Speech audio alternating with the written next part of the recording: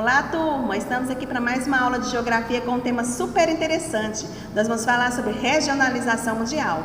E para iniciarmos o nosso conteúdo, nós vamos relembrar aí alguns conceitos básicos que são utilizados dentro desse contexto aí da regionalização. Então eu vou deixar para vocês aqui 4 questionamentos para a gente discutir no decorrer da aula. Primeiro, o que é regionalização? Segundo, o que é região? Terceiro, por que regionalizar? Quarto, como regionalizar? Bom, regionalizar é você dividir um espaço. Pode ser o mundo, pode ser um país, pode ser o estado, pode ser um município. Você vai pegar esse espaço e dividir em espaços menores, em regiões, obedecendo a alguns critérios, algumas características comuns. Então, o que é região? Região é o nome dado a uma área que possui um conjunto de características em comum. Como, por exemplo, nós temos aqui o mapa do Brasil, a divisão segundo o IBGE. O IBGE pegou um espaço enorme, que era o Brasil, e dividiu em pedaços menores, que são as regiões, obedecendo aí a alguns critérios. Ele utilizou aqui, pegou os estados que tinham características semelhantes, aspectos naturais principalmente, culturais também, e formou aqui as 5 regiões do Brasil: região norte, região nordeste, centro-oeste, sudeste e sul. Então isso é região, é um pedaço de um todo com características comuns, características semelhantes.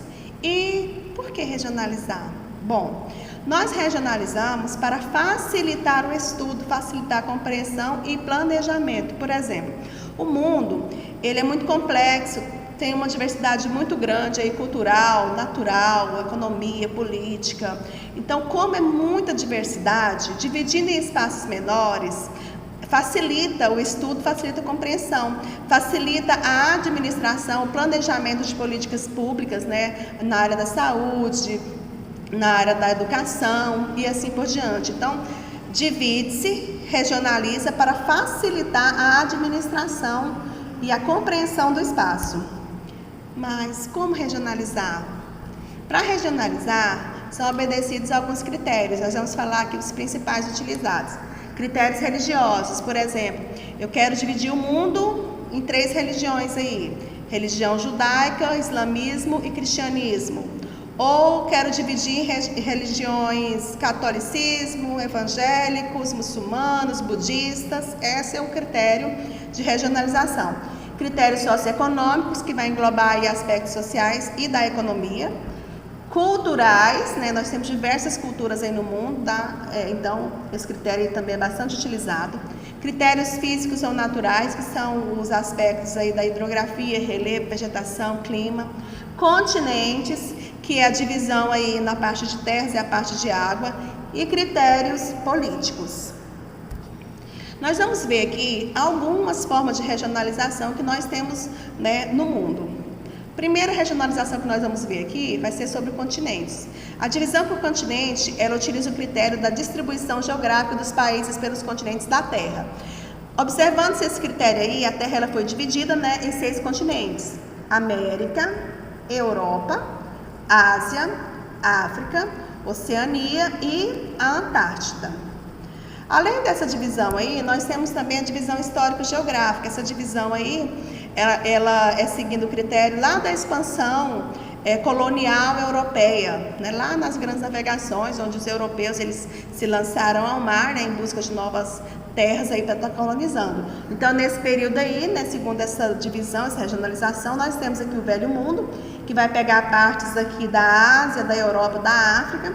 Nós temos o Novo Mundo, ou Novo Continente, que é a América, e o Novíssimo Continente, o Novíssimo Mundo, que é aqui a Oceania.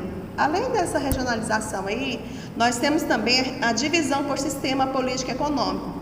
Essa divisão aqui, ela vai mostrar o mundo bipolar. O que era o mundo bipolar?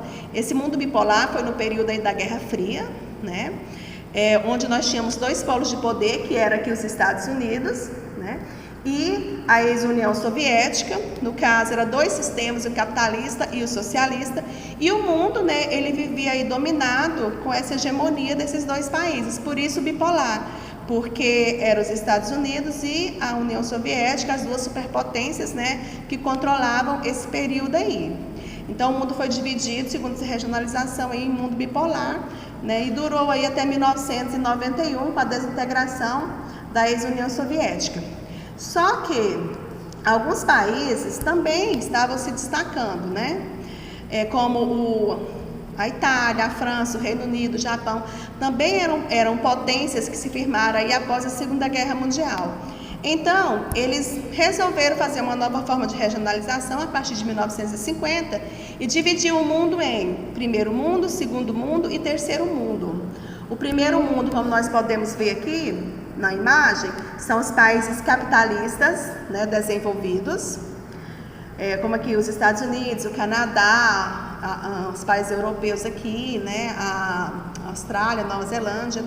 Então, eram os países capitalistas desenvolvidos. O segundo mundo eram os países de economia planificada, os países socialistas, né, União Soviética, Argélia, Cuba, então, e outros países aí faziam parte dessa economia planificada, quem aderiu, no caso, ao socialismo.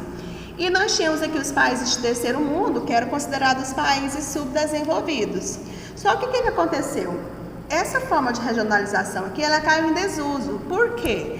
Porque com o fim da Guerra Fria, lá em 1989, com a destruição, né, do Muro de Berlim, e mais à frente, em 1991, com a desintegração dos países ali da ex-União Soviética, o segundo mundo ele praticamente deixou de existir, ele desmoronou. Então, como ele desmoronou, não fazia mais sentido utilizar a expressão primeiro mundo, segundo mundo e terceiro mundo, porque o segundo mundo desmoronou, que era a economia planificada, o socialismo.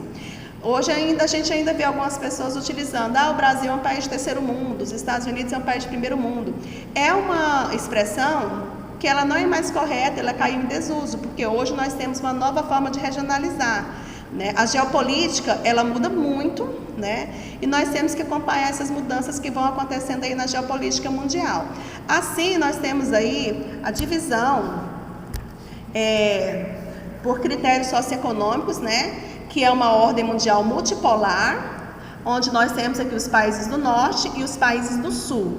Nós temos que observar que ela não segue aqui a linha do Equador, ó. A linha do Equador divide o hemisfério norte e o hemisfério sul. Essa divisão aqui por critério socioeconômico, essa linha divisória, ela vai pegar aqui, ó, passando nos países da América Latina, África, pegando aqui os países da Ásia, né? São países do sul.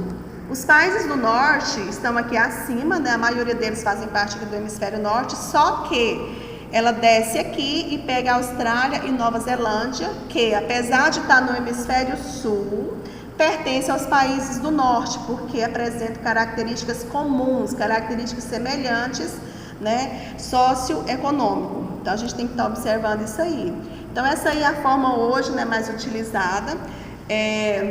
Como a geopolítica vai mudando muito, nós temos países aqui que não se englobam mais aqui em países do norte e em países do sul, porque são países que hoje têm a economia em desenvolvimento, que são chamados os países emergentes, que vai entrar aí os BRICS, né, o Brasil, a Rússia, a Índia, a China, a África do Sul, nós temos também o México, né, e outros países aí, que são países que não pertencem a nenhum grupo desses aí, não estão no topo, no desenvolvido, mas também não são subdesenvolvidos, né, são países emergentes. E essa geopolítica ela vai mudando constantemente, né, e com ela vai aparecendo novas formas de regionalizar. Esse é o tema da nossa aula de hoje. Nas próximas aulas nós vamos aprofundar mais esses conteúdos. Se vocês tiverem alguma dúvida, estou aqui à disposição. Boa aula!